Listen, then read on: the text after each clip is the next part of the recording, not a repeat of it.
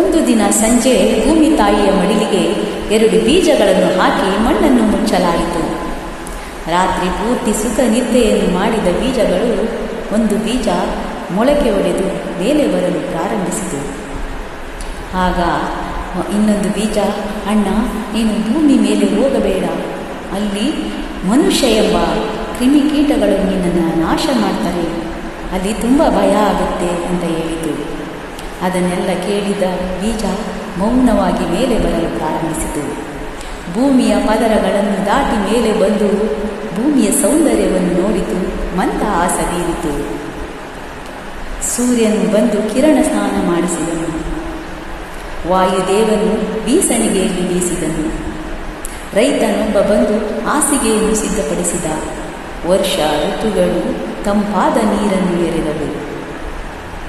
ಬೀಜ ಶಶಿ ಆಯಿತು, ವೃಕ್ಷವಾಯಿತು. ತನ್ನಂತಹದೇ ಅಸಂಖ್ಯಾತ ಬೀಜಗಳನ್ನು ಸೃಷ್ಟಿಸಿತು. ಮೇಲೆ ಬರಲು ಹೆದರಿದಂಥ ಬೀಜ ಮಣ್ಣಲ್ಲಿ ಮಣ್ಣಾಗಿ ಹೋಯಿತು.